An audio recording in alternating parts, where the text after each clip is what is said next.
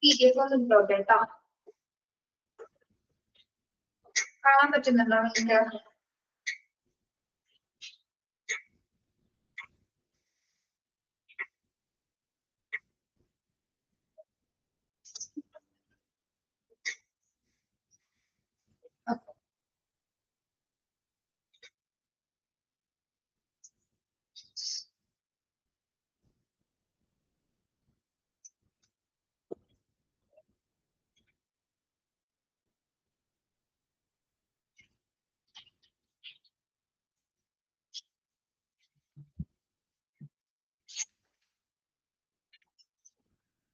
നമ്മള് ട്രയൽസ് എടുത്ത ഹോസ്പിറ്റലോടൊക്കെയല്ലേ എടുക്കേണ്ടത്?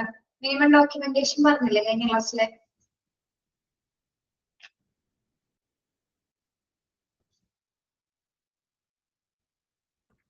അതെ.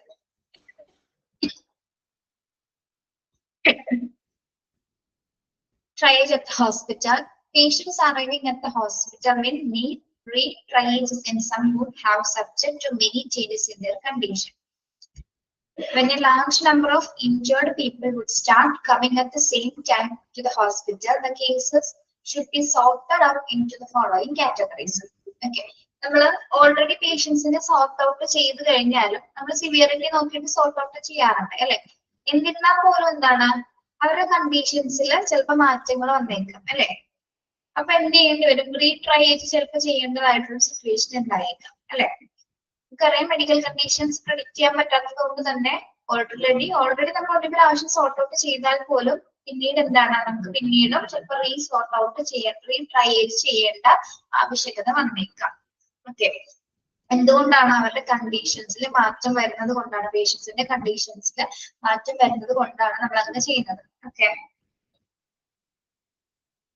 When a large number of injured people would start coming at the same time to the hospital, the case should be sorted out into the following categories. നമുക്കറിയാം disaster സംഭവിക്കുന്ന സമയത്ത് large number of injured ആയിട്ടുള്ള people's ആയിരിക്കും ഈ സമയത്ത് ഹോസ്പിറ്റലിലേക്ക് കടന്നു വരുന്നത് അല്ലെ? അപ്പൊ അത്തരം സമയത്ത് നമുക്ക് എല്ലാ പേഷ്യൻസിനെയും നമുക്ക് മാനേജ് ചെയ്യാൻ വേണ്ടിയിട്ട് കൂടിയാണ് നമ്മൾ ഇങ്ങനെ പേഷ്യൻസിനെ എന്ത് ചെയ്യുന്നത്? ഡിവൈഡ് ചെയ്ത് അല്ലെങ്കിൽ സോർട്ട് ചെയ്തെടുക്കുന്നത്. അതെങ്ങനെയാണ് നമ്മൾ സോർട്ട് ചെയ്യുന്നത്? പല പല കാറ്റഗറീസ് ആയിട്ട് വരുന്ന പേഷ്യൻസിനെ നമ്മൾ മാറ്റുന്നു അല്ലെ? ഇത് ഒരുപാട് പേഷ്യൻസ് വരുന്ന സമയത്ത് നമ്മൾ എന്ത് ചെയ്യുന്നു? ഈ ഒരു സോർട്ടിംഗ് പ്രക്രിയയിലൂടെയാണ് ഡിഫറെന്റ് കാറ്റഗറീസ് ആയിട്ട് അവരെ തരം തിരിച്ചതിന് ശേഷം അവർക്ക് ആവശ്യമായിട്ടുള്ള ചികിത്സകൾ നമ്മൾ കൊടുക്കുന്നത്. ഓക്കെ. ഇപ്പൊ നമ്മൾ പഠിച്ചിട്ടുണ്ട് പ്രയോറിറ്റി തുടങ്ങി ഏതൊക്കെ പ്രയോറിറ്റിയിലുള്ള കേസുകളാണ് ട്രീറ്റ്മെന്റിൽ അവൈലബിൾ ആക്കുന്നത് നമ്മൾ പഠിച്ചിട്ടുള്ളതാണ് അല്ലെ? Those who must be urgently attended to among these two orders of priority should be distributed. Okay. അപ്പോ ഈ ഇത്രയും പേഷ്യൻസ് വരുമ്പോൾ നമ്മൾ അവരെ ആദ്യം എന്ത് ചെയ്യുന്നു? കാറ്റഗറൈസ് ചെയ്യാൻ പോവാണ് അല്ലെ? പ്രയോറിറ്റി 1, 2, 3 എന്ന് പറഞ്ഞ രീതിയിൽ നമ്മൾ അവരെ എന്ത് ചെയ്യും? കാറ്റഗറൈസ് ചെയ്യും. അതിന്റെ കുറച്ച് എക്സാമ്പിൾ, ട്രയേജിന്റെ കുറച്ച് എക്സാമ്പിൾ നമ്മൾ പറയുന്നുണ്ട്. Emergency cases who must be operated within the hour. Some examples ഏതൊക്കെയാണ്? acute cardiorespiratory inadequates, severe hemorrhage, internal bleedings, rupture of internal organs, state of severe shock, skill injuries with coma. Okay, അപ്പോ try ചെയ്യുന്ന സമയത്ത് നമ്മൾ priority കൊടുക്കേണ്ട first category number ആണ് എന്ത്? നമ്മളതിൽ category 1, category 2 എന്നാണ് നമ്മൾ എന്തിൽ പഠിച്ചത്? ഡിപ്ലോമയിൽ പഠിച്ചിരിക്കുന്നത് അല്ലെ? ഓക്കെ. ഇവിടെ പ്രയോറിറ്റിയുടെ ഫസ്റ്റ് കാറ്റഗറി എന്താണ്? Acute cardio respiratory inadequate. എന്ത് സിറ്റുവേഷൻ ആണത്?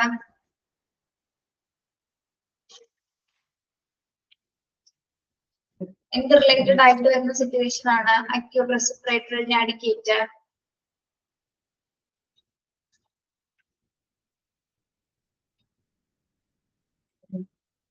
പഠിച്ചിട്ടുള്ളതല്ലേ നമ്മള്?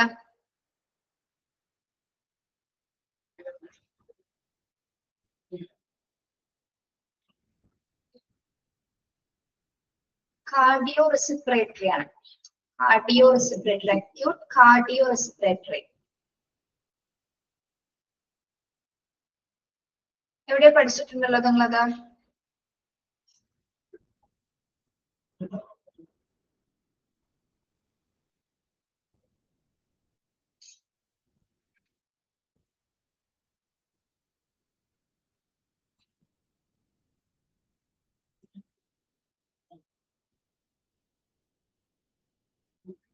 ഹാർട്ട് അറ്റാക്ക് തന്നെയാണോ? അപ്പാണോ? മയോകാർഡിയൽ ഇൻഫ്രാക്ഷൻ എന്ന് പറയുന്നത് എന്താണ്? മയോകാർഡിയൽ ഇൻഫ്രാക്ഷൻ ഹൈറ്റ് ബേസ്ഡ് ആണ്. എന്ത് സിറ്റുവേഷൻ ആണത്?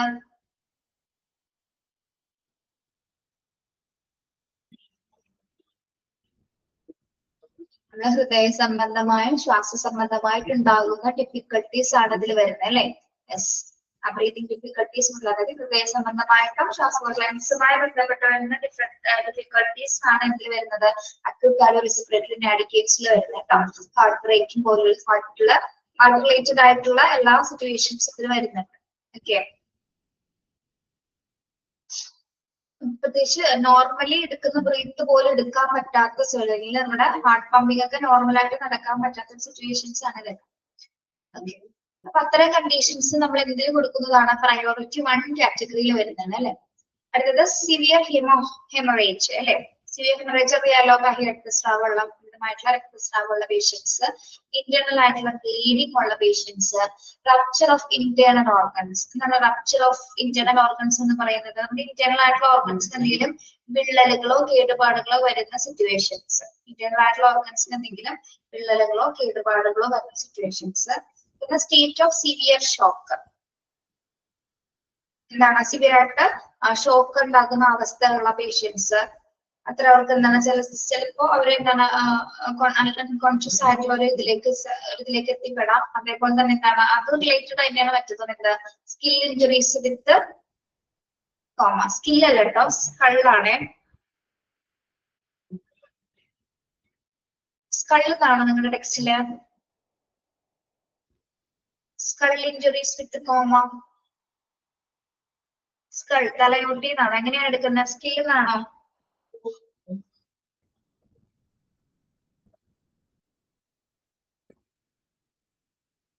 സ്കില്ലല്ല കേട്ടോ, സ്കളാണ്. അതായത് തലയോട്ടിക്ക് ചെറിയ രീതിയിൽ പരിക്കുകളും അതോടൊപ്പം തന്നെ എന്താണ് കോമ സ്റ്റേജസ് പോലുള്ള സിറ്റുവേഷൻസ്.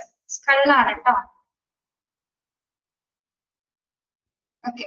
ഇതെല്ലാം എന്ത് കാറ്റഗറിയിലാണ്? പ്രയോറിറ്റി 1ലാണ് കേട്ടോ. പേരുകളൊന്ന് പഠിക്കണം കേട്ടോ. ഏതൊക്കെയാണ് സം എക്സാമ്പിൾസ് എന്ന് പറയുന്നത്? നമ്മൾ ഏതാനും മണിക്കൂറുകൾക്കുള്ളിൽ ചികിത്സ കൊടുക്കേണ്ട പ്രയോറിറ്റി കേസസ് ആണത് അല്ലെ. ഇന്ന് cardio respiratory inadequates, severe haemorrhage, internal bleedings, rupture of internal organs, severe shocks and skill injuries with coma. Okay. പേരുകൾ പഠിക്കണേ.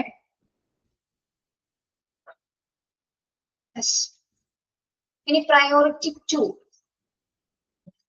പ്രയോറിറ്റി 2 എന്താണ്? Emergency cases in which it is possible to wait a few hours before operating. Sonic examples are ഏതൊക്കെയാണ്? Priority 2 എന്ന് പറയുമ്പോൾ എങ്ങനെയുള്ള കേസാണ്? Emergency അല്ല, എന്നാലും എന്താണ് എങ്ങനെയുള്ളതാണ്? few hours before operating ആണ് അല്ലെ. അതായത് എങ്ങനെയുള്ള കണ്ടീഷനാണ് പ്രയോറിറ്റി 2ൽ നമ്മൾ പഠിച്ചിട്ടുള്ളത്? ഇഞ്ചുറീസ് റിലേറ്റഡ് ആയിട്ടുള്ള കാര്യങ്ങളായിരിക്കും എന്തിൽ വരുന്നത്? പ്രയോറിറ്റി 2 കാറ്റഗറീസിൽ വരുന്നത് അല്ലെ. അതിൽ പ്രത്യേകിച്ച് ഇൻറ്റെസ്റ്റിനൽ ലൈസൻസ്, സിവിയർ ഹെമറേജസ്, അതായത് നമ്മുടെ കുടലിൽ ഉണ്ടാകുന്ന മുറിവുകള്, പിന്നെ open joint and bone injuries. Open joint injuries, bone ഇഞ്ചുറീസിൽ അല്ലെങ്കിൽ സംഭവിക്കുന്ന മുറിവാടുകള്. പിന്നെ എന്താണ് മൾട്ടിപ്പിൾ ഇഞ്ചുറീസ് വിത്ത് ഷോക്ക്. പിന്നെ extensive closed fracture and dislocations. അതായത് നമ്മളുടെ ഓട്ടിവുകൾ അതേപോലെ ഡിസ്ലൊക്കേറ്റഡ് ആവുന്ന സ്ഥാനഭ്രംശം സംഭവിക്കാന്ന് പറയുന്നത് നമ്മുടെ ബോൺസിന്റെ ലൊക്കേഷൻസ് മാറി പോവാനുള്ള സിറ്റുവേഷൻ. സ്ഥാനഭ്രംശം മാറ്റാനാണ് അതിന് മലയാളത്തിൽ പറയുന്നത്. ഓക്കെ. എല്ലുകളില് ഡിസ്ലൊക്കേഷൻസ് സംഭവിക്കുന്നത്. അതേപോലെ തന്നെ എന്താണ് ഇവിടെയും പറയുന്നുണ്ട് സ്കൾ ഇഞ്ചുറീസ് വിത്തൗട്ട് കോമ. ഇവിടെ എങ്ങനെയാ പറയുന്നത്? Skull injury. നമ്മൾ നേരത്തെ പ്രയോറിറ്റി 1ൽ എങ്ങനെയാ പഠിച്ചത്? സ്കൾ ഇഞ്ചുറീസ് വിത്ത് കോമ അല്ലെ. അതായത് കോമയോടൊപ്പമുള്ള പരിക്കുകൾ, തലയോട്ടിയിൽ കോമയോടൊപ്പം തന്നെയുള്ള പരിക്കുകൾ. ഇവിടെ എന്താണ് സ്കൾ ഇഞ്ചുറീസ് ഉണ്ട്, പക്ഷെ കോമ സിറ്റുവേഷൻ ആണോ പേഷ്യന്റ്? കോമയിലാണോ പേഷ്യന്റ്? അൺകോൺഷ്യസ് ആണോ? അല്ല അല്ലെ. സ്കൾ ഇഞ്ചുറീസ് വിത്തൗട്ട് കോമയാണ് ഇവിടെ പറയുന്നത്. അതായത് കോമ അല്ലാത്ത തലയോട്ടിക്ക് പരിക്ക് സംഭവിക്കും. ഇതെല്ലാം പ്രയോറിറ്റി 2ൽ വരുന്ന കേസുകളാണ്. Okay.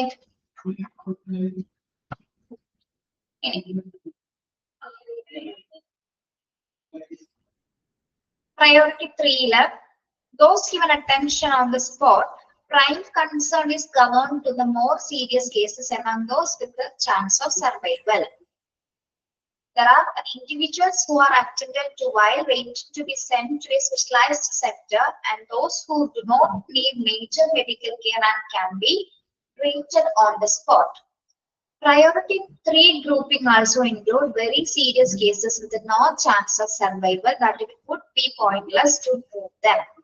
About 60% of all casualties need definite hospital treatment, and a third of these will be undergo emergency surgery. Priority 3 എന്ന് പറയുന്നത് എങ്ങനെയുള്ള പേഷ്യൻസ് ആണ്?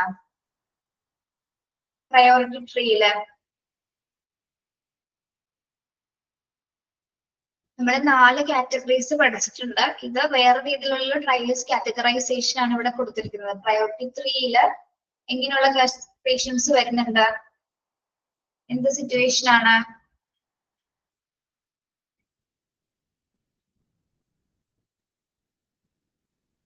നോൺ എമർജൻസി ആണോ അല്ലെങ്കിൽ അൺസാൽവേജബിൾ ആയിട്ടുള്ള കേസസുകളാണോ ഇതിൽ വരുന്നത്? ഈ പ്രയോറിറ്റി 3 ഗ്രൂപ്പ് ചെയ്യുന്നത് നമ്മള് അറ്റൻഷൻ ടു സ്പോട്ട് ആണ്. അതുപോലെ തന്നെ എന്താണ്? Very serious cases with no chance of survival പറഞ്ഞെന്താ? സീരിയസ് കേസ് ആണല്ലോ, ചിലപ്പോ മരണപ്പെട്ടേക്കാവുന്ന സിറ്റുവേഷൻസ് ആണ് പ്രയോറിറ്റി 3 വരുന്നത്. ഓക്കെ, ഇവിടെ മേജർ മെഡിക്കൽ ആയിട്ടുള്ള സ്പെഷ്യലൈസ്ഡ് ആയിട്ട് കെയർ കൊടുക്കേണ്ട സിറ്റുവേഷൻസ് വരുന്ന കേസുകളായിരിക്കും ഇതിൽ വരുന്നത്. ഓക്കെ, അതാണ് ഞാൻ പറഞ്ഞത്. അൺസാൽവേജബിൾ കേസസ് എന്ന് പറഞ്ഞാൽ നമ്മള് രക്ഷിക്കാൻ കഴിയാത്ത കേസസുകൾ. അത്തരം കേസുകളാണ് പ്രയോറിറ്റി 3 വരുന്നത്. About 60% of all casualties will definitely hospital treatment, and a third of these will undergo emergency surgery. കാഷ്വാലിറ്റിയെ സംബന്ധിച്ചിടത്തോളം എന്താണ്? 60% പേർക്കും എന്ത് ആവശ്യമാണ്? ചികിത്സ ആവശ്യമാണ്. 60% പേർ കാഷ്വാലിറ്റി കേസസിൽ വന്നാൽ അവർക്ക് എന്താണ്? ചികിത്സ ആവശ്യമാണ്. അതിൽ 3 പേർക്ക്, അതിൽ 1/3 പേർക്ക് മാത്രമേ എന്താവശ്യം വരുള്ളൂ? എന്താവശ്യം വരുള്ളൂ? എമർജൻസി സർജറീസുകൾ ആവശ്യമായിട്ട് വരുന്നുള്ളൂ കേട്ടോ.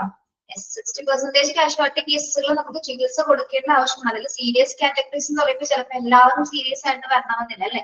1/3 ഭാഗം മാത്രമേ, ചിലപ്പോൾ 1/2 പേർക്ക് മാത്രമേ ചിലപ്പോ സർജറീസ് പോലുള്ള എമർജൻസി കേസുകൾ വരാനായിട്ട് സാധ്യതയുണ്ടാവും. ഓക്കെ, ഇവിടെ കേസുകളുടെ പേരൊന്നും കൊടുത്തിട്ടില്ല കേട്ടോ പ്രയോറിറ്റിയില്. അങ്ങനെ സീരിയസ് കേസസിലേക്ക് എത്തിച്ചേരാൻ പോകുന്ന കണ്ടീഷൻസിന്റെ പേരുകളൊന്നും ഇതേപോലെ കൊടുത്തിട്ടില്ല. ജസ്റ്റ് അത് സർവൈവൽ ചെയ്യാൻ പറ്റാത്ത കേസസുകളിൽ മാത്രം രീതിയിലെ പ്രയോറിറ്റി 3 പറയുന്നുള്ളൂ. ഓക്കെ, അപ്പൊ നിങ്ങൾ പ്രയോറിറ്റി 1ഉം 2യിലുള്ള ഈ പേരുകളൊന്നും പഠിച്ചു നോക്കണം കേട്ടോ. പ്രയോറിറ്റി 1ഉം 2യിലുള്ള എക്സാമ്പിൾസിന്റെ പേരുകൾ പഠിക്കാം.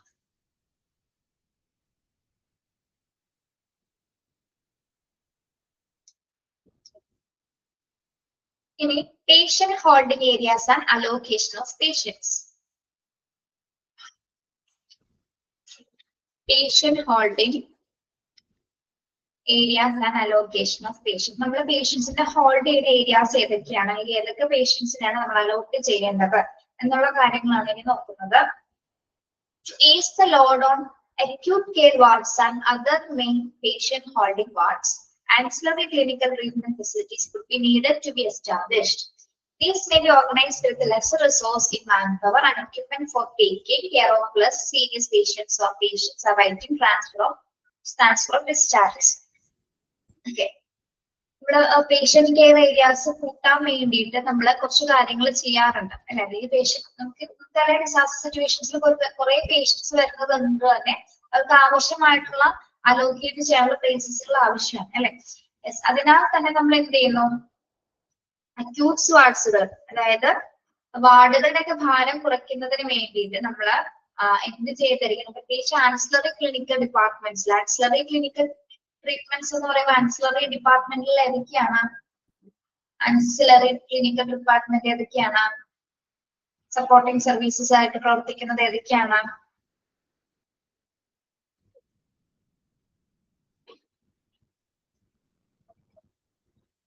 നമ്മുടെ വാർഡുകളുടെയൊക്കെ ഭാരം കുറയ്ക്കുന്നതിന് വേണ്ടിയിട്ട് പേഷ്യന്റ് ഹോൾഡിംഗ് ഏരിയാസിന്റെ ഭാരം കുറയ്ക്കുന്നതിന് വേണ്ടിയിട്ട് നമ്മൾ ancillary clinical treatment facilities establish ചെയ്യണം എന്നാണ്. ആൻസിലറി ക്ലിനിക്കൽ ട്രീറ്റ്മെന്റ് എന്ന് പറഞ്ഞാൽ എന്തൊക്കെയാണ്? ഏതൊക്കെ വിഭാഗങ്ങളാണ് ആൻസിലറി സർവീസസുകൾ? ആൻസിലറി സർവീസസുകൾ ഏതൊക്കെയാണ് പഠിച്ചിട്ടുള്ളതല്ലേ നമ്മള്? ഹോസ്പിറ്റൽ ആൻസിലറി സർവീസുകൾ ഏതൊക്കെയാണ്? ലാബ്, ഹൗസ് കീപ്പിംഗ് സർവീസസ്, ലോണ്ടറീസ്, പിന്നെ അത്തരം ഏരിയാസ് നമ്മൾ എന്തിനു വേണ്ടിയിട്ട് പേഷ്യന്റ് ഹോൾഡിംഗ് അത്തരം ഏരിയാസിൽ, അതായത് ഓരോ ഡിപ്പാർട്ട്മെന്റ് ഇപ്പൊ ആൻസിലറി മറ്റേ ഹോസ്പിറ്റലിനെ സംബന്ധിച്ചിടത്തോളം മറ്റനുബന്ധ സർവീസുകളാണ് ഇതെല്ലാം തന്നെ. അവിടെയൊക്കെ കുറച്ചൊക്കെ ഏരിയാസുകൾ ഉണ്ടാവും. അത്തരം ഏരിയാസ് നമ്മൾ എന്തിനു വേണ്ടിയും കൂടി ഉപയോഗിക്കണമെന്നാണ് പറയുന്നത്. പേഷ്യന്റ് ഹോൾഡിംഗ് ഏരിയാസ് ആയിട്ട് കൂടി നമ്മൾ അതിനെ എലാബറേറ്റ് ചെയ്തിട്ടുണ്ട്. ഓക്കെ, അതായത് അത്തരം ഫെസിലിറ്റീസ് കൂടി അവിടെ അറേഞ്ച് ചെയ്യേണ്ടതുണ്ട്. അതായത് ഓരോ ചില ഡിപ്പാർട്ട്മെന്റ്സ്, പ്രത്യേകിച്ച് ആൻസിലറി ഡിപ്പാർട്ട്മെന്റ്സ് മാത്രമേ നമ്മൾ അതിന് വേണ്ടി സ്വീകരിക്കാറുള്ള ഹോസ്പിറ്റൽ ഡിപ്പാർട്ട്മെന്റ്സിൽ ഉണ്ടെങ്കിൽ പോലും എന്താണ് ഈ ആൻസിലറി ഡിപ്പാർട്ട്മെന്റ്സുകളിൽ കൊടുക്കുന്ന ഫെസിലിറ്റീസിൽ അല്ലെങ്കിൽ അവിടുത്തെ സൗകര്യങ്ങൾ കൂടുതൽ നമ്മൾ എന്തിനായിട്ട് ഉപയോഗിക്കുന്നു? പേഷ്യൻസിന്റെ ഹോൾഡിംഗ് ഏരിയാസ് ആയിട്ട് നമ്മൾ അവിടെ ക്രിയേറ്റ് ചെയ്തെടുക്കും. This can be organized with lesser resource in manpower and equipment for taking care of less serious patients or patients awaiting transfer of discharge. ഇങ്ങനെയുള്ള സ്ഥലങ്ങളിലേക്ക് നമ്മൾ പേഷ്യൻസിനെ മാറ്റുന്നത് സീരിയസ് ആയിട്ടുള്ള കേസുകളല്ല. അതായത് ഈ ആൻസിലറി സർവീസുകളുടെ ഓരോ ഭാഗങ്ങളിലേക്കും എങ്ങനെയുള്ള കേസസ് ഉള്ള പേഷ്യൻസ് ആണ് വരുന്നത്? ലെസ് സീരിയസ് ആയിട്ടുള്ള പേഷ്യൻസ് ആണ്. അപ്പൊ അവിടെ ഈ ഏരിയാസ് നമ്മൾ മാറ്റിയപ്പോൾ അവിടെ ഒരുപാട് സ്റ്റാഫുകളുടെ ഒന്നും ആവശ്യം വരുന്നില്ല. ലെസർ ആയിട്ടുള്ള റിസോഴ്സും മാൻ പവറും എക്യുപ്മെന്റ്സും മാത്രം ഇവിടെ ആവശ്യമായിട്ടുള്ളൂ. അതായത് ഇങ്ങനെയുള്ള ഡിപ്പാർട്ട്മെന്റ്സിലേക്ക് നമുക്ക് പേഷ്യൻസിന്റെ പ്ലേസസ് ഈ അലോക്കേറ്റ് ചെയ്തെടുക്കുന്ന ഏരിയാസിലേക്ക് ചെറിയ കേസസുകളെ വരുന്നുള്ളൂ അല്ലെ. അതായത് ലെസ് സീരിയസ് ആയിട്ടുള്ള പേഷ്യൻസ് ആണ് ഇവിടെ വരുന്നത്. അല്ലെങ്കിൽ ഡിസ്ചാർജ് ആയിക്കൊണ്ടിരിക്കുന്ന അല്ലെങ്കിൽ ട്രാൻസ്ഫർ ചെയ്യാൻ പോകുന്ന പേഷ്യൻസ് ഒക്കെ ആയിരിക്കും ഉണ്ടായിരിക്കുന്നത്.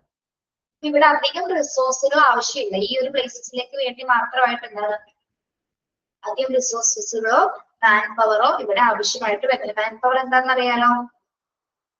സ്റ്റാഫുകൾ അല്ലെ, പേഴ്സണൽസിനെയാണ്. പേഴ്സണൽസിന് ലെസ് സീരിയസ് ഉള്ള കണ്ടീഷൻസ് ഉള്ള പേഷ്യൻസിന്റെ അടുത്തേക്ക് ആവശ്യമില്ല. കുറച്ച് രീതിയിലുള്ള മാൻ പവർ സ്റ്റാഫുകൾ മാത്രം അവിടെ ഉണ്ടായാലും മതി.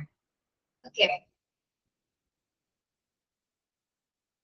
The plan should provide for expansion of the hospital by using nearby buildings for use as auxiliary wards or a holding areas if necessary.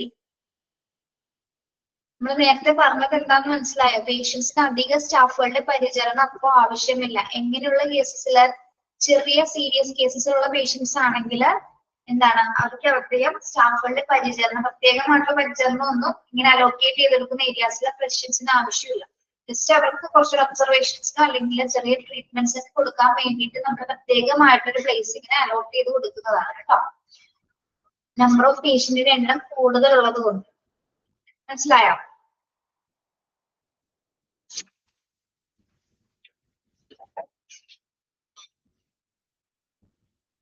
Okay.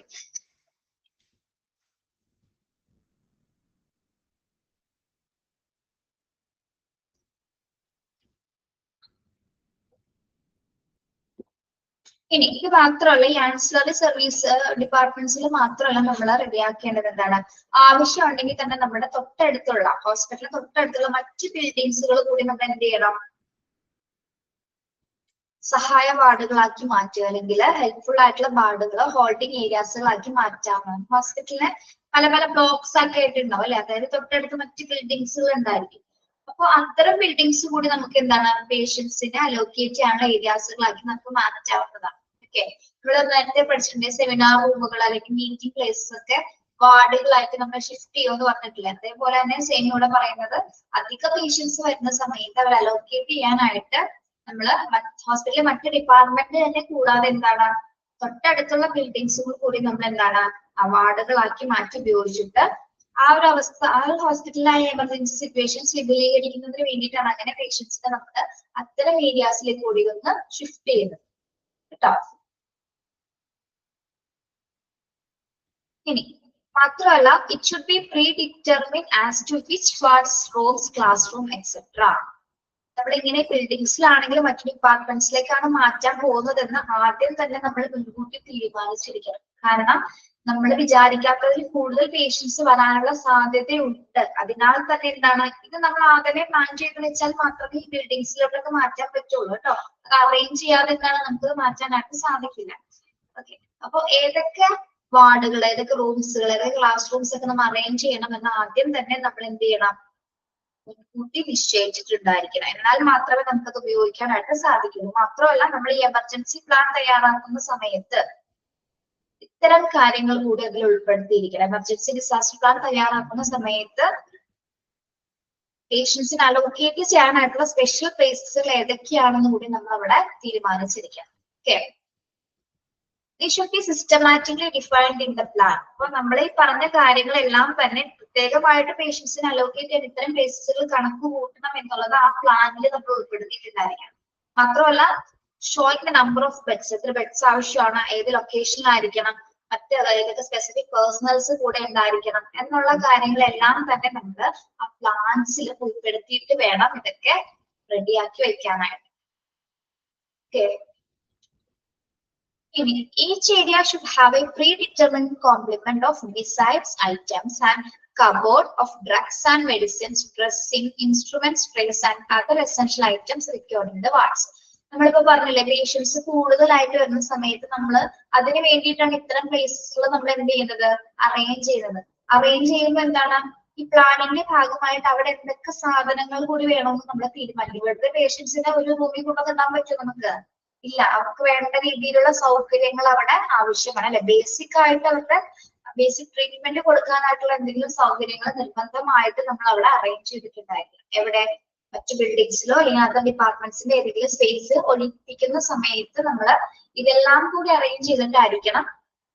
ഏതൊക്കെയാണ്, ഒന്ന് ഇതെല്ലാം ഡ്രഗ്സും മെഡിസിൻസും മറ്റു ഡ്രസ്സിംഗും ഇൻസ്ട്രുമെന്റ്സ്, ട്രേസ് ഒക്കെ അല്ലെങ്കിൽ മറ്റ് എസെൻഷ്യൽ സപ്ലൈസ് ഒക്കെ കൈമാറാനായിട്ടുള്ള ഒരു കബോർഡ് അല്ലെങ്കിൽ ഒരു അലമാര പറയും അല്ലെ. ഇതൊക്കെ സൂക്ഷിക്കാനുള്ള സ്പേസസ് കൂടി ചെറിയ രീതിയിൽ നമ്മൾ എന്താണ് ഒരു ടെമ്പററി ആയിട്ടൊക്കെ ഇതൊക്കെ അറേഞ്ച് ചെയ്തിട്ടായിരിക്കണം അതൊക്കെ ഒരു വാർഡുകൾ പോലെ മാറ്റിയെടുക്കേണ്ടത്.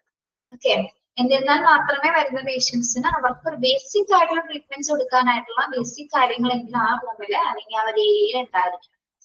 ഓക്കെ, മനസ്സിലായോ?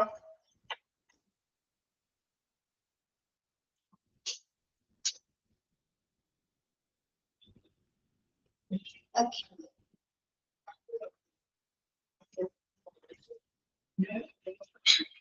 ഇനി ഇവരെ നോക്കാനായിട്ട് ജസ്റ്റ് നഴ്സും അല്ലെങ്കിൽ സാധാരണ സ്റ്റാഫുകൾ മാത്രം മതിയാവും ഇവിടെ.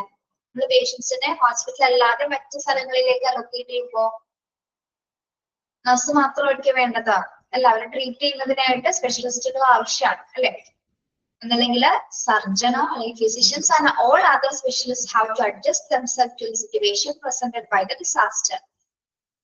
Under the direction of specialists, concern all the medical and surgical staff participate in the care and management, even if the injuries are outside the specialization.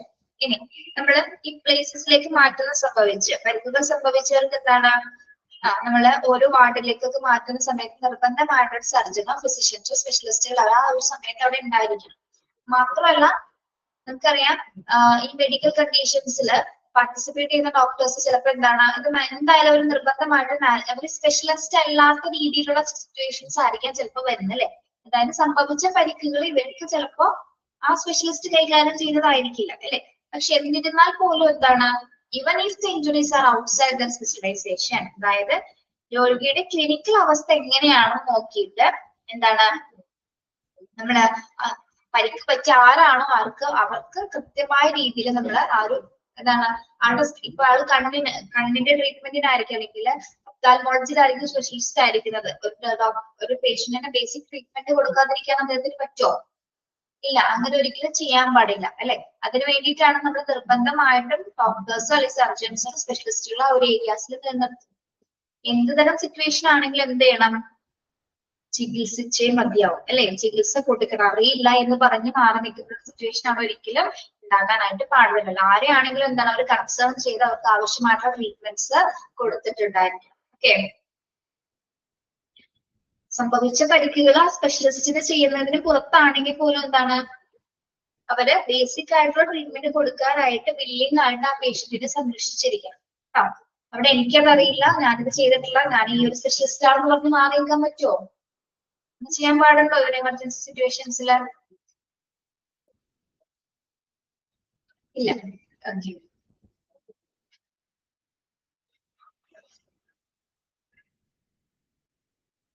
അപ്പോ ഡോക്ടേഴ്സും സർജൻസും ഈ സാഹചര്യത്തോട് പൊരുത്തപ്പെടുകയാണ് വേണ്ടത് അല്ലെ? അവർക്കറിയാം ഇത് ഡിസാസ്റ്റർ സിറ്റുവേഷൻ ആണെന്ന്.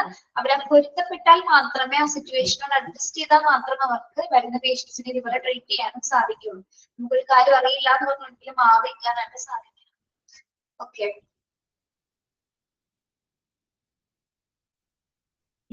ഇപ്പൊ പറഞ്ഞ ഈ പാരഗ്രാഫ് ഒന്ന് വായിച്ചു നോക്കി. ഈ പറഞ്ഞ പാരഗ്രാഫ് സർജൻസ് മുതൽ സ്പെഷ്യലൈസേഷൻ വരെ ഒന്ന് വായിച്ചു നോക്കി.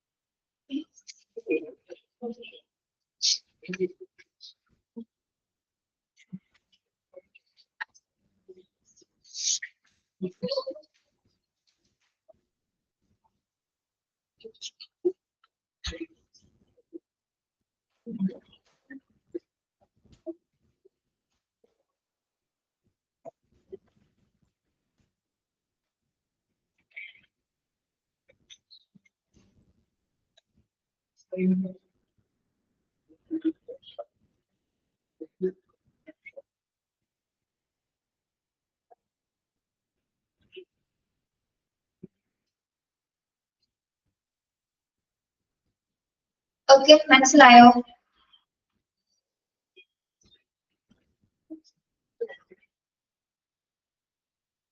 Then authority and decision making responsibility for admitted patients were transferred to other wards, other hospitals, or discharged to home should rest in the senior doctors expressly nominated for each ward. A time schedule may have to be decided in advance for this purpose, depending upon the clinical condition of patients. ഇനി ഇവിടെ പറയുന്നത് admit ചെയ്തിരിക്കുന്ന പേഷ്യൻസിനെ transfer ചെയ്യാനാണെങ്കിലും മറ്റു വാർഡിലേക്ക് മാറ്റാനാണെങ്കിലും discharge ചെയ്യാനാണെങ്കിലും ഒക്കെ എന്താണ് ഒരു സീനിയർ കൺസൾട്ടന്റ്, സീനിയർ ആയിട്ടുള്ള ഡോക്ടർ കൃത്യമായിട്ട് നോമിനേറ്റ് ചെയ്തിട്ടുണ്ടായിരുന്നു അല്ലെ? അതായത് രോഗിയുടെ ക്ലിനിക്കൽ കണ്ടീഷൻ അനുസരിച്ചിട്ട് എന്താണ് അതിനവസ്ഥ ആശ്രയിച്ചിട്ട് മാത്രമായിരിക്കും നമ്മൾ എന്ത് ചെയ്യുന്നത്, അവരുടെ കൃത്യമായിട്ടൊരു ടൈം ഷെഡ്യൂള് തീരുമാനിക്കുന്നത് അല്ലെ? അതായത് ഇവിടെ ആരൊക്കെ ഏതൊക്കെ സമയത്ത് ഡിസ്ചാർജ് ആവണം എന്നുള്ള കാര്യങ്ങൾ ക്ലിനിക്കൽ കണ്ടീഷൻസ് നോക്കിയിട്ട് മാത്രമായിരിക്കും ആര് തീരുമാനിക്കുന്നത്, ഡോക്ടർ തീരുമാനിക്കുന്നത്. അതിനനുസരിച്ച് മാത്രമായിരിക്കും എന്ത് ചെയ്യുന്നത്, ഡോക്ടേഴ്സ് ഓരോരുത്തരെ അഡ്മിറ്റ് ചെയ്തതും ഡിസ്ചാർജ് ചെയ്യേണ്ട കേസസ് ആണെങ്കിൽ അവർ ഡിസ്ചാർജ് ചെയ്യുന്നത്, ട്രാൻസ്ഫർ ചെയ്യേണ്ട കേസസ് ആണെങ്കിൽ എന്താണ് അവരെ ട്രാൻസ്ഫർ ചെയ്യുന്നത്. അപ്പൊ ഇതിനനുസരിച്ച് ഡോക്ടേഴ്സ് തന്നെ എന്ത് ചെയ്യുന്നു, ഇവരുടെ പേരുകളടക്കം ഇത് ഷെഡ്യൂൾ ചെയ്യും, ആരൊക്കെ ഏതൊക്കെ രീതിയിലാണ് അത് എന്താണ് ഡിസ്ചാർജ് ചെയ്യേണ്ട പേഷ്യൻസ് ആരൊക്കെയാണ്, വീട്ടിൽ വിടേണ്ട പേഷ്യൻസ് ഏതൊക്കെയാണ്. ആ ഒരു ഡോക്ടർ അതോടെ നോക്കുന്ന വാർഡിൽ ഉണ്ടാവുന്ന ഡോക്ടർ ആയിരിക്കും അത് നോമിനേറ്റ് ചെയ്തിട്ട് ഓരോ വാർഡിലും അതിനനുസരിച്ചുള്ള ഷെഡ്യൂൾ തയ്യാറാക്കണം. ആ ഷെഡ്യൂൾ പ്രകാരം ഒരിക്കലുള്ളൂ അത് depend on the patient condition, പേഷ്യന്റിന്റെ കണ്ടീഷൻ അനുസരിച്ചിട്ട് മാത്രം ഒരിക്കലുള്ളൂ അവരെ നമ്മളെ വിട്ടയക്കുന്നത് അല്ലെങ്കിൽ അവിടെ അഡ്മിറ്റ് ചെയ്യുന്നത്.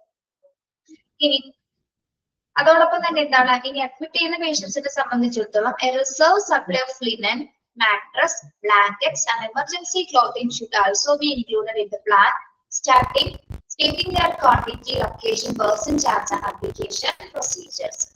അഡ്മിറ്റ് ചെയ്യുന്ന പേഷ്യൻസിനെ സംബന്ധിച്ചിടത്തോളം അവർക്ക് വേണ്ട എല്ലാ റിസോഴ്സസും അവിടെ അവൈലബിൾ ആയിരിക്കണം. അതായത് എന്തൊക്കെയാണ്, ആവശ്യത്തിലധികം ലിനന്റെ അല്ലെ, ലിനൻ മെറ്റീരിയൽസ് അല്ലെങ്കിൽ പേഷ്യൻസിന്റെ ക്ലോത്തുമായി ബന്ധപ്പെട്ട കാര്യങ്ങള്, മാട്രസ് അവൈലബിൾ ആയിരിക്കണം, ആവശ്യത്തിലുള്ള ബ്ലാങ്കറ്റ്സുകള്, മറ്റ് എമർജൻസി ക്ലോത്തിങ് എല്ലാം തന്നെ എന്താണ് ആവശ്യാനുസരണം കൃത്യമായിട്ടൊരു ക്വാണ്ടിറ്റിയില് ഏത് ലൊക്കേഷനിലാണോ പേഷ്യൻസ് ഉള്ളത് അതിനനുസരിച്ചിട്ട് ആരാണോ അവിടുത്തെ വാർഡ് ഇൻചാർജ് ഉള്ളത് അവർക്ക് എന്താണ് അതുമായി ബന്ധപ്പെട്ട പ്രൊസീജിയർ അനുസരിച്ചിട്ട് ഇതൊക്കെ വിതരണം ചെയ്യാനും കൂടി നമ്മൾ ഈ ഒരു സമയത്ത് അറേഞ്ച് ചെയ്യേണ്ടതാണ്. ഈ ഒരു ഡിസാസ്റ്റർ പ്ലാനിന്റെ ഭാഗമായിട്ട് നമ്മൾ ചെയ്യേണ്ട കാര്യങ്ങളാണ്. ഓക്കെ, അതായത് ഏതൊക്കെ പേഷ്യൻസിനെ ഏതൊക്കെ ഏരിയയിലേക്ക് നമ്മൾ അലോട്ട് ചെയ്തിട്ടുണ്ടോ അവർക്ക് വേണ്ട എല്ലാ റിസോഴ്സസുകളും പ്രത്യേകിച്ച് മാട്രസ് മുതൽ അല്ലെങ്കിൽ അവരുടെ മറ്റു ക്ലോത്ത്സിംഗ് എല്ലാം തന്നെ എന്താണ് ആവശ്യാനുസരിച്ചുള്ള ഒരു ക്വാണ്ടിറ്റിയിൽ ലഭ്യമായിട്ടുണ്ടായിരുന്നു. ഓക്കെ, റിസോഴ്സുകൾ ഇപ്പൊ ഏത് ഏരിയയിലാണെന്നൊന്നുമല്ല, ബേസിക് ആയിട്ട് കാര്യങ്ങൾ ചെയ്യാനുള്ള ഇത്തരം റിസോഴ്സുകൾ ഈ ഒരു സമയത്ത് നമ്മൾ അറേഞ്ച് ചെയ്ത് കൊടുക്കുന്നത്. മുൻകൂട്ടി പ്ലാൻ ചെയ്തിട്ട് മാത്രമായിരുന്നു ഇതൊക്കെ മാറ്റി വെക്കുന്നത്. അതിനനുസരിച്ചിട്ടാണ് അതൊക്കെ അലോട്ട് ചെയ്ത് കൊടുക്കുന്നത്. എങ്ങനെയുള്ള ഏരിയാസില് പേഷ്യൻസിന് അലോക്കേറ്റ് ചെയ്യുന്ന പ്രത്യേക ഏരിയാസിലാണ് നമ്മൾ ഇതൊക്കെ ചെയ്യേണ്ടത്. ഓക്കെ,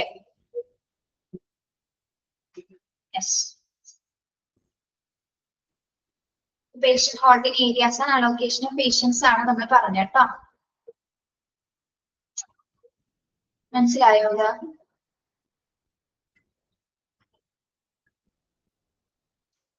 ഓക്കെ, നിങ്ങൾക്ക് പേഷ്യൻസിനെ ടേൺ ഓവർ ചെയ്യണം.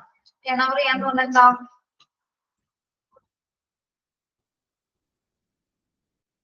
ടേൺ ഓവർ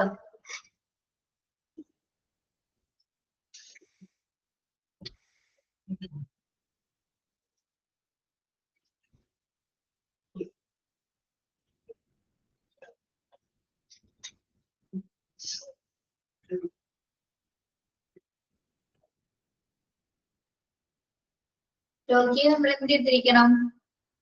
ഹെൽത്ത് പേഷ്യൻസിനെല്ലാം തന്നെ നമ്മൾ അവിടെ പിടിച്ചു നിർത്താണോ ഹോസ്പിറ്റലില്? അല്ല അല്ലെ, അവൈലബിൾ അനുസരിച്ച് അല്ലെങ്കിൽ കണ്ടീഷൻ മാറുന്നതിനനുസരിച്ച് നമ്മൾ അവരെ അവിടെ നിന്ന് വിട്ടയക്കേണ്ടതുണ്ടല്ലേ.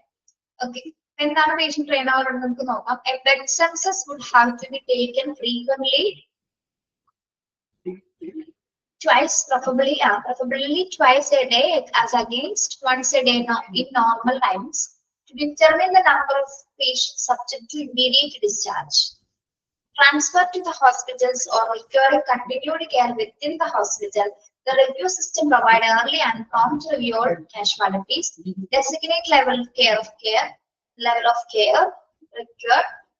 where they could best be housed and when they should be discharged to ambulatory care. ഈ പേഷ്യന്റിനെ ടേൺ ഓവർ ചെയ്യാന്ന് പറയുന്നത് അവരുടെ ക്ലിനിക്കൽ കണ്ടീഷൻ അനുസരിച്ച് നമ്മൾ അവരെ എന്ത് ചെയ്തിരിക്കണം? പ്രത്യേകിച്ച് ഇവിടെ ഒരു ബെഡ് സെൻസസ് എന്ന് പറയുന്നത് എന്താണ്? 2 തവണയെങ്കിലും നമ്മൾ ബെഡ് സെൻസസുകൾ നടത്തിയിരിക്കണം. അതായത് ബെഡിന്റെ അവൈലബിലിറ്റി കൃത്യമായിട്ട് ചെക്ക് ചെയ്തിരിക്കണം. നോർമൽ ടൈംസിലാണെങ്കിലും അല്ലാത്ത സമയത്ത് എന്താണ് ഇമ്മീഡിയറ്റ് ആയിട്ട് ഡിസ്ചാർജ് ചെയ്യേണ്ട കേസുകൾ ഉണ്ടെങ്കിൽ എത്രയും പെട്ടെന്ന് എന്താണ് എന്തിനു വേണ്ടിയിട്ടാണ് ഇമ്മീഡിയറ്റ് ഡിസ്ചാർജുകൾ ചെയ്യുന്നത്? നമ്മള് നമ്പർ ഓഫ് പേഷ്യൻസിന്റെ എണ്ണം കൂടുന്നത് കൊണ്ട് തന്നെ എന്താണ് നമുക്ക് ആവശ്യത്തിലധികം ബെഡ്സിന്റെ അവൈലബിലിറ്റി കൂട്ടിയിരിക്കണം. ഓക്കെ, അപ്പൊ എല്ലാ ഏരിയാസിലും കൃത്യമായിട്ട് ബെഡ് അവൈലബിലിറ്റി നമ്മൾ ചെക്ക് ചെയ്തിരിക്കണം. ഏതൊക്കെ ഏരിയാസിലാണ് ഏതൊക്കെ പേഷ്യൻസ് ആണ് ഇമ്മീഡിയറ്റ് ആയിട്ട് ഡിസ്ചാർജ് ആവുന്നത് നമ്മൾ കൃത്യമായിട്ട് അറിഞ്ഞിരിക്കണം. Okay, yes. Then transfer to other hospitals. ഇനിയിപ്പോ ഡിസ്ചാർജ് ചെയ്യുമ്പോൾ നമ്മള് ഡിസ്ചാർജ് മാത്രമല്ല എന്താണ് ചില പേഷ്യൻസിന് നമ്മള് അനദർ ഫെസിലിറ്റിയിലേക്കോ അല്ലെങ്കിൽ മറ്റു ഹോസ്പിറ്റലിലേക്കോ സ്പെഷ്യലൈസ്ഡ് കെയർ കിട്ടുന്നതിന് വേണ്ടി നമ്മൾ എന്ത് ചെയ്യാറുണ്ട്? നീക്കം ചെയ്യാറുണ്ട് അല്ലെ, അല്ലെങ്കിൽ ട്രാൻസ്ഫർ ചെയ്യാറുണ്ട്. ഇൻട്രാ ട്രാൻസ്ഫറും ചെയ്യാറുണ്ട്, ഇന്റർ ട്രാൻസ്ഫർ അല്ലെങ്കിൽ ഹോസ്പിറ്റലിനകത്തും ഹോസ്പിറ്റലിൽ പുറത്തുമാണ് ഒരു യൂണിറ്റിൽ നിന്ന് മറ്റൊരു യൂണിറ്റിലേക്ക് ട്രാൻസ്ഫർ ചെയ്യാറുണ്ട്. അതേപോലെ തന്നെ എന്താണ് ഒരു ഹോസ്പിറ്റലിൽ നിന്ന് നമ്മൾ മറ്റൊരു ഹോസ്പിറ്റലിലേക്ക് പേഷ്യൻസിനെ ട്രാൻസ്ഫർ ചെയ്യാറുണ്ട്. അപ്പൊ അങ്ങനെ മാറ്റുന്നതിനനുസരിച്ച് നമുക്ക് എന്ത് കിട്ടുന്നുണ്ട്? അവിടെ ബെഡ് അവൈലബിലിറ്റീസ് അല്ലെ, ബെഡിന്റെ സെൻസസ് കൂടാണ്. അതിനനുസരിച്ച് വരുന്ന പേഷ്യൻസിന് നമുക്ക് അവിടെ അഡ്മിറ്റ് ചെയ്യാനായിട്ട് സാധിക്കും. Okay, yes.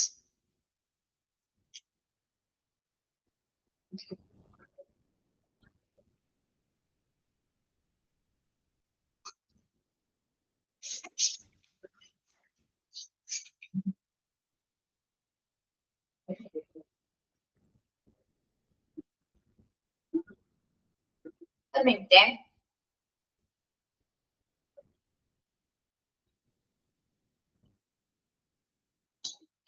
ഇപ്പൊ നമ്മള് ഈ ബെഡ് അവൈലബിലിറ്റി നോക്കല്, ബെഡിന്റെ സെൻസസ് നോക്കുന്നത് മറ്റൊരു കാരണത്തിൽ കൂടിയാണ്. അതായത് എന്താണ്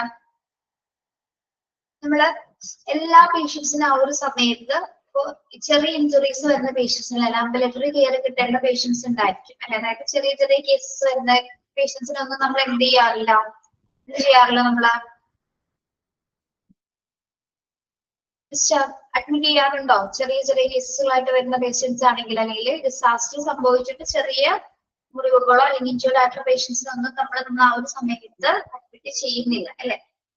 അപ്പൊ അങ്ങനെ അല്ലാത്ത പേഷ്യൻസിനെയൊക്കെ നമ്മൾ മാറ്റുന്നതോടൊപ്പം തന്നെ എന്താണ് നമുക്ക് അവിടുത്തെ ബെഡിന്റെ അവൈലബിലിറ്റീസ് കൂട്ടാനായിട്ട്, അതായത് ബെഡ് സെൻസസ് കൂട്ടാനായിട്ട് നമുക്ക് സാധിക്കും. നോർമൽ കപ്പാസിറ്റി ഒന്ന് കൂടുതലായിട്ട് ചിലപ്പോൾ കുറെ പേഷ്യൻസിന് വെറുതെ ചെറിയ ഇഞ്ചുറീസ് മാത്രമായിരിക്കും സംഭവിച്ചിരിക്കുന്നത്. അങ്ങനെ എല്ലാവരും നമുക്ക് അവിടെ അഡ്മിറ്റ് ചെയ്യേണ്ട കാര്യമില്ല. ഓക്കെ, വന്നു കഴിഞ്ഞാൽ തന്നെ അത്തരം പേഷ്യൻസിന് ആവശ്യത്തിലുള്ള ട്രീറ്റ്മെന്റ് കൊടുത്തതിന് ശേഷം അവരെ പറഞ്ഞു വിടുകയാണെങ്കിൽ എന്താണ് ഡിസ്ചാർജ് ചെയ്യുന്നതിനനുസരിച്ച് നമുക്ക് അവിടെ ബെഡ് സെൻസസ് കൂട്ടാനായിട്ട് സാധിക്കും, ട്രീറ്റ്മെന്റിൽ അത് കൂട്ടാനായിട്ട് സാധിക്കും.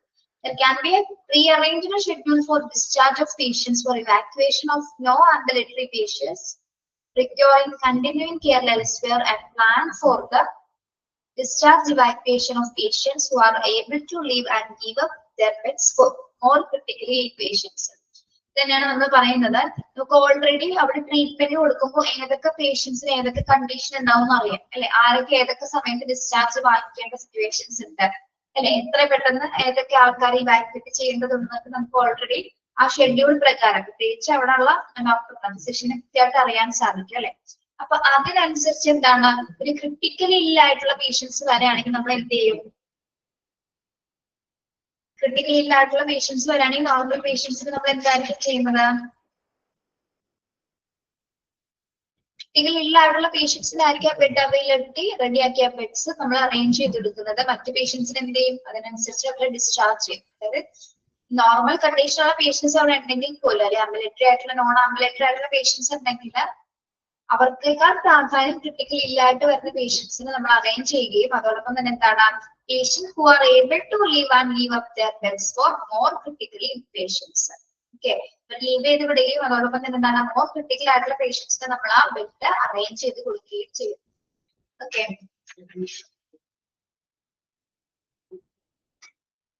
അപ്പൊ ഏതൊക്കെ രോഗികളെയാണ് നമ്മൾ മാറ്റേണ്ടത്, ആരൊക്കെയാണ് ട്രാൻസ്ഫർ ചെയ്യേണ്ടത്, ആരെയാണ് ഡിസ്ചാർജ് ചെയ്യേണ്ടത് എന്നതുമായി ബന്ധപ്പെട്ട് ഒരു ഷെഡ്യൂൾ ആരുടെ കയ്യിലുണ്ടായിരിക്കും, ഡോക്ടേഴ്സിന്റെ കയ്യിലുണ്ടായിരിക്കും. അതിനനുസരിച്ചിട്ടാണ് അവര് ആ പേഷ്യൻസിന് എന്ത്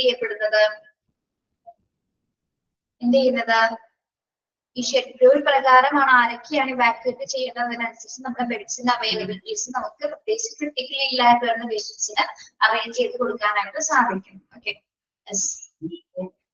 ഇത്രയും പെട്ടെന്ന് സുഖം പ്രാപിക്കുന്നവർ നമ്മൾ അതിനനുസരിച്ച് എന്താണ് ഡിസ്ചാർജ് ചെയ്ത് വിടുകയും ചെയ്യുന്നത്. ആദ്യം തന്നെ ഹോസ്പിറ്റലിൽ നമ്മൾ പിടിച്ചു നിർത്തുന്നില്ല. ഏറ്റവും ക്രിട്ടിക്കൽ കേസസുകളും അല്ലെങ്കിൽ കുറച്ച് സീരിയസ്നെസ് ഉള്ള കേസസ് മാത്രമായി നമ്മൾ അവിടെ ആ ഒരു സമയത്ത് ചെയ്യും. ഓക്കെ, എന്തുകൊണ്ടാണ് അങ്ങനെ ചെയ്യുന്നത്, പേഷ്യൻസിന്റെ എണ്ണം കൂടുതൽ ഉള്ളതുകൊണ്ടാണ് നമ്മൾ ഇങ്ങനെ സ്പീഡായിട്ട് വളരെ വേഗത്തിൽ തന്നെ ട്രീറ്റ്മെന്റ് കൊടുത്ത് സീരിയസ്നെസ് ഇല്ലാത്ത കേസുകൾ പെട്ടെന്ന് വിടും. Okay, the discharge procedure should be streamlined as well as simplified to handle large number of patients at a short notice. Yes. For this purpose, a team of 2 or 3 doctors can be formed with responsibility for decision making, discharge documentation and follow up the checkup. നമ്മൾ നേരത്തെ പറഞ്ഞ കാര്യങ്ങൾ തന്നെയാണ്. അതായത് ഈ discharge procedure, അതായത് നമുക്കറിയാം ഒരു ഷോർട്ട് പീരീഡിൽ ലാർജ് നമ്പർ ഓഫ് പീപ്പിൾ ആണ് ഹോസ്പിറ്റലിലേക്ക് കടന്നു വരുന്നത് അല്ലെ. അപ്പൊ ആ വരുന്ന പേഷ്യൻസിനെ നോക്കാനുള്ള ഒരു കെയർ ടീം ഉണ്ടായിരിക്കും. ആ ടീംസിൽ അതായത് 1-2 ഡോക്ടേഴ്സ് അടങ്ങുന്ന ഒരു ടീം ഉണ്ടായിരിക്കും. അവർക്ക് കൃത്യമായിട്ട് എന്തറിയാൻ സാധിക്കും,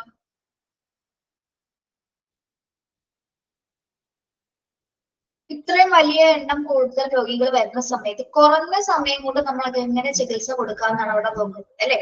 അതായത് വലിയ രോഗികളുടെ എണ്ണം, അതായത് വലിയ നമ്പർ ഓഫ് പേഷ്യൻസ് ആണ് വരുന്നതെങ്കിൽ നമുക്ക് എന്താണ് അവർ കുറഞ്ഞ ഷോർട്ട് ടൈമിൽ എത്രത്തോളം ലളിതമായിട്ട് അവർക്ക് ട്രീറ്റ്മെന്റ് കൊടുക്കാനായിട്ട് സാധിക്കുന്നു.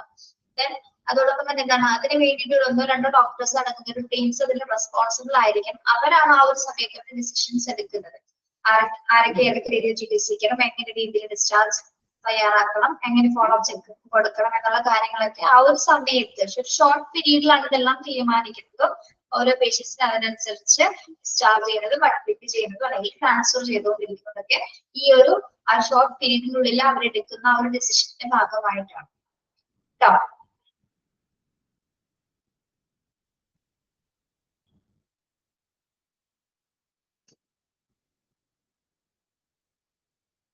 The procedure should allow for orderly disposition of casualties to their homes, other hospital or to voluntary organizations. procedure should allow orderly disposition of casualty to their homes. ഇപ്പൊ നമ്മൾ പേഷ്യൻസിനെ ഡിസ്ചാർജ് ചെയ്യുന്ന സമയത്ത് വീട്ടിലേക്ക് വിടുന്ന സമയത്ത് എന്താണ് മറ്റ് വോളണ്ടറി ഓർഗനൈസേഷൻസുമായി ബന്ധപ്പെട്ട് അല്ലെങ്കിൽ എന്താണ് അവർക്ക് പോകാനുള്ള അറേഞ്ച്മെന്റ്സ് കൂടി നമ്മൾ റെഡിയാക്കിയിട്ട് വേണം. അതായത് ഏതെങ്കിലും ചിലപ്പോൾ ഓർഗനൈസേഷൻ റിലേറ്റ് ചെയ്തിട്ടായിരിക്കും ആ പേഷ്യൻസിനെ നമ്മൾ ഹോസ്പിറ്റലിലേക്ക് എത്തിക്കുന്നത്, അല്ലെങ്കിൽ മറ്റെവിടെയാണോ അവർക്ക് പോകാനുള്ളത് അതിനനുസരിച്ച് അവിടെ ഷിഫ്റ്റ് ചെയ്യുന്നത്. ഓക്കെ, അപ്പൊ അതിനുള്ള പ്രൊസീജിയേഴ്സ് കൂടി എന്താണ് കൃത്യമായിട്ട് നമ്മൾ ഓർഡർ ചെയ്തിട്ടായിരിക്കണം അതെല്ലാം വരുന്ന പേഷ്യൻസിനെ നമ്മൾ വിട്ടയക്കുന്നത്. ഓക്കെ, അവരെ വീട്ടിലേക്ക് വിട്ടയക്കുന്നത് മാത്രമല്ല അവർക്ക് വേണ്ട എല്ലാ ട്രാൻസ്പോർട്ടേഷൻ സൗകര്യങ്ങളും കൂടി നമ്മൾ അറേഞ്ച് ചെയ്ത് കൊടുക്കേണ്ടത്. Transportation of casualty to your homes to other hospital, ഒന്നല്ലെങ്കിൽ അവർക്ക് വീട്ടിലേക്കാണോ അല്ലെങ്കിൽ മറ്റു ഹോസ്പിറ്റലിലേക്കാണോ എവിടെയാണോ പോകുന്നത് അതിന്റെ പ്രൊവിഷൻ അനുസരിച്ച് എന്ത് ചെയ്യണം, ആംബുലൻസും ആ ഒരു സമയത്ത് അവൈലബിൾ ആക്കേണ്ടത് അത്യാവശ്യമാണ്. Okay, yes. Private cars and other vehicles of all types belonging to the voluntary agencies may also be required to supplement the ambulances. Ambulance മാത്രമല്ല ഈ ഒരു സമയത്ത് പേഷ്യന്റിന്റെ എണ്ണം കൂടുതലായതുകൊണ്ട് തന്നെ നമുക്കിപ്പോ പ്രൈവറ്റ് ആയിട്ടുള്ള കാറുകൾ ഉണ്ടാവാം, മറ്റ് വെഹിക്കിൾസ് ഉണ്ടാവും. ആംബുലൻസ് അല്ലാതെ തന്നെ ഇത്തരം സിറ്റുവേഷൻസിൽ ഓടുന്ന വാഹനങ്ങളൊക്കെ ഇല്ലേ, മറ്റു വോളണ്ടറി ഏജൻസീസിന്റെ ഭാഗമായിട്ട് ഓടുന്ന മറ്റു വാഹനങ്ങൾ ഉണ്ടായിരിക്കും.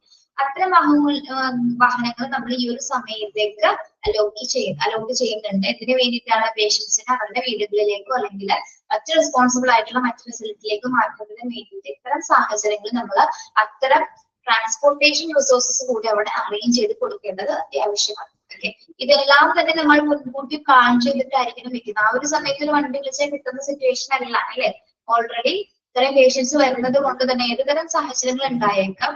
ഇത്രയും പെട്ടെന്ന് പേഷ്യൻസിനെയൊക്കെ മാറ്റുന്നതിന് വേണ്ടിയിട്ട് ആംബുലൻസ് മാത്രമല്ല മറ്റെല്ലാ തരം സപ്ലിമെന്റ് ആയിട്ടുള്ള വാഹനങ്ങളെല്ലാം തന്നെ നമ്മൾ ആ ഒരു സമയത്തേക്ക് റെഡിയാക്കിയിട്ടുണ്ടായിരുന്നു.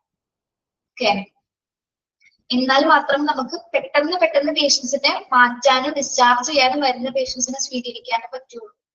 ഓക്കെ, മനസ്സിലായോ പറഞ്ഞത്?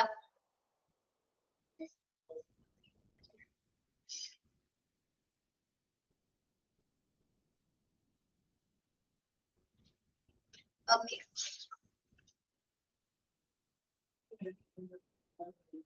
ഞാൻ എന്റെ കാലിങ്ങനെ ഒടിഞ്ഞിട്ടുണ്ടാട്ടോ ഞാൻ ഇങ്ങനെ ഇരിക്കുന്നത്, അതൊന്നും വിചാരിക്കില്ലേ. ഒടിഞ്ഞിരിക്കുന്നുണ്ടാണ് ഇങ്ങനെ പൊക്കി വെച്ചിട്ടായിരിക്കുന്നത്.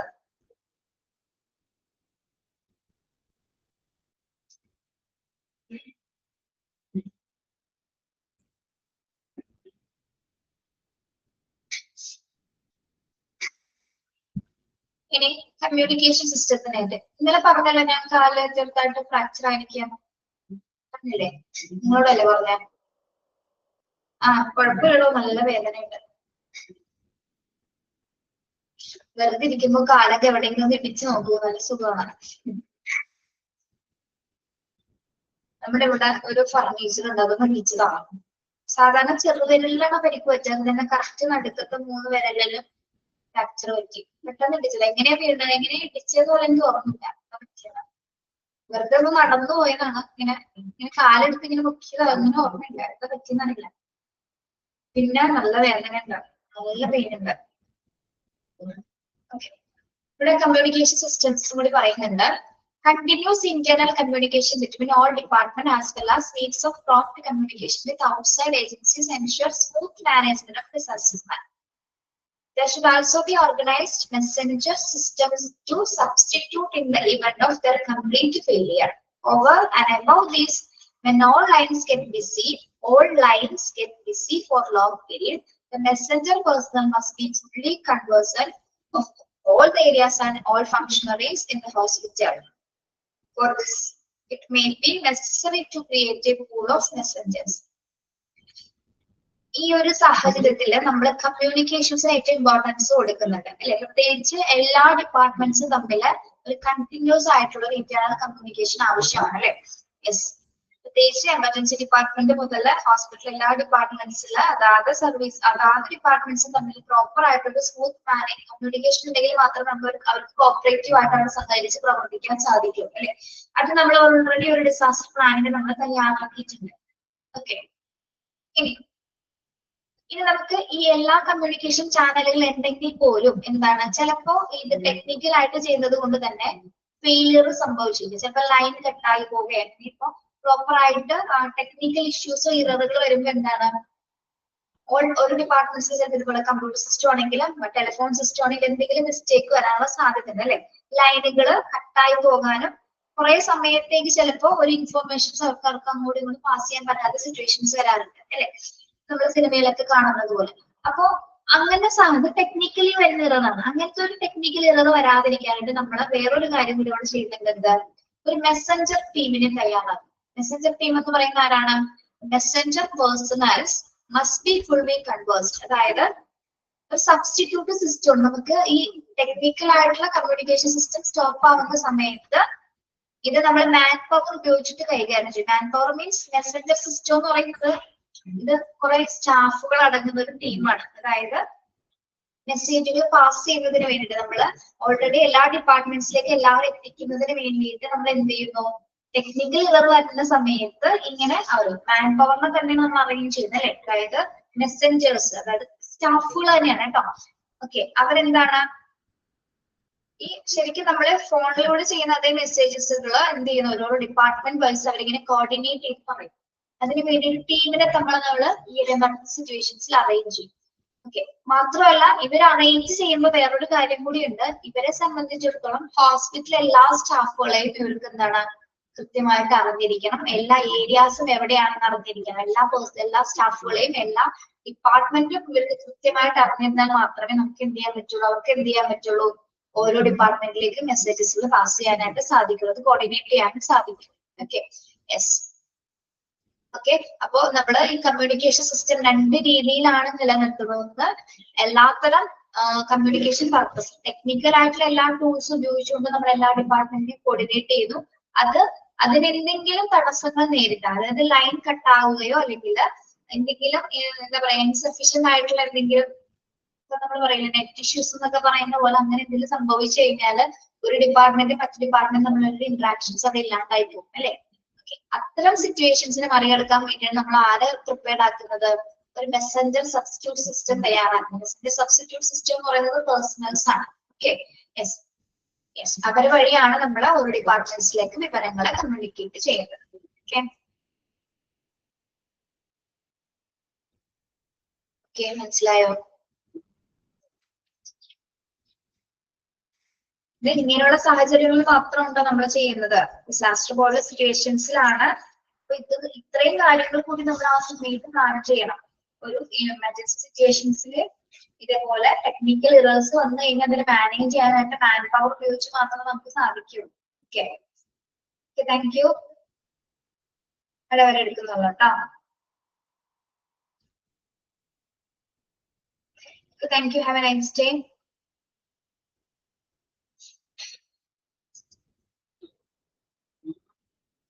Okay.